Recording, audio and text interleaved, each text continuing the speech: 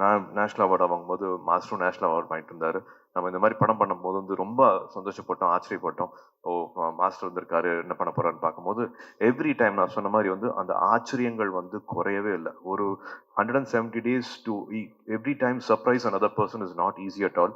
கதைகள் வந்து இன்னும் அழகாகிறதுக்கு, விஷுவல் இன்னும் அழகாகிறதுக்கு, கிளைமேக்ஸ் இன்னும் மெருகேறதுக்கு வந்து சுப்ரீம் சுந்தர் மாஸ்டரோட கான்ட்ரிபியூஷன் வந்து அளவே இல்லை, சொல்ல முடியாது. ரொம்ப ரொம்ப நன்றி மாஸ்டர். இந்த படத்துக்கு தினமும் கூட இருந்திருக்கீங்க. ஏன்னா ஃபைட் சீக்வன்ஸ் மாதிரி வந்துட்டு போகாம படம் ஃபுல்லாவே நீங்க தேவைப்பட்டீங்க. அவ்வளோ நேரத்தை வந்து இந்த படத்துக்காக நீங்க கொடுத்துருக்கீங்க. அதுக்கு ரொம்ப ரொம்ப நன்றி master. And my rockstar Devi Sri Prasad, manifesting தான் அது. தமிழ் சினிமாவில் முக்கியமான படம் பண்ணணும், அது நான் அவங்க கூட பண்ணணும், நம்ம 2 பேரும் சேர்ந்து பண்ணணும், எப்போ என்ன கூப்பிட போறீங்க அப்படின்னு. நம்ம எல்லாம் சிங்கம்லாம் பண்ணிட்டோம், மற்ற படங்கள்லாம் பண்ணிட்டோம், நல்லா தான் போயிட்டு இருக்குன்னு. இல்லை we have to make one, ஒரு ஒரு லேண்ட்மார்க் ஃபில்ம் ஒன்று நடக்கணும், அது நான் மட்டும்தான் இருக்கணும் அதில் அப்படிங்கிற மாதிரி. என்னடா அது, ஒரு புஷ்பாலாம் பண்ணிட்டாரு, ஒரு பேண்டியன் இண்டியன் ஒரு மியூசிக் டைரக்டர், இப்படி நம்மளை கூப்பிட்டு இப்படி ஒரு தம்பி மாதிரி பேசுறாரு, ஃப்ரெண்டு மாதிரி பேசுறாருன்னு நினைச்சிட்டு இருந்தேன்.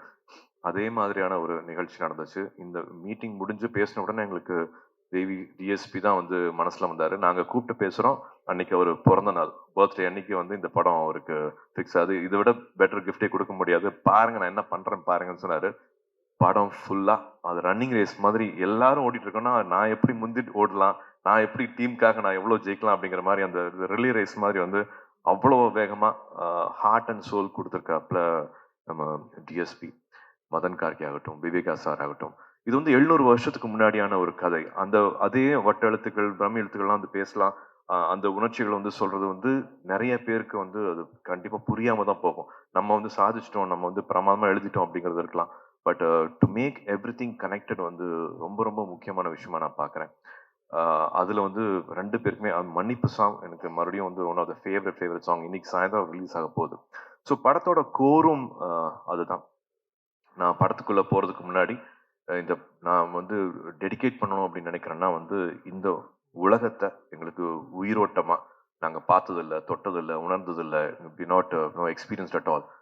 மிலன் அவர்கள் இங்க இருக்காரு, என் பக்கத்துல தான் இருக்காரு, இதை பார்த்துட்டு இருக்காரு. ஐ நோ தட் அவரு தான் இந்த உலகத்தை வந்து எங்களுக்கு கூட்டிட்டு போய் கையை பிடிச்சி நான் தரேன் அப்படின்ட்டு கையை பிடிச்சி கூட்டிட்டு போய் எவ்ரி லொக்கேஷனா படத்து ஃபுல்லா வந்து ஒரு 6-7 வேற வேற டோபோகிராஃபி, வேற வேற டெரெயின்ஸ் வரும். அதை எல்லாத்தையுமே வந்து எங்களுக்கு உயிரோட்டமா, எங்களுக்கு கண்ட்ரோல்டு என்வாயர்மெண்ட்ல உண்மையா எங்களுக்கு வந்து அப்படியே கிரியேட் பண்ணி கொடுத்தாருன்னா வந்து மிலன் அவர்களும் மையா அவர்களும்.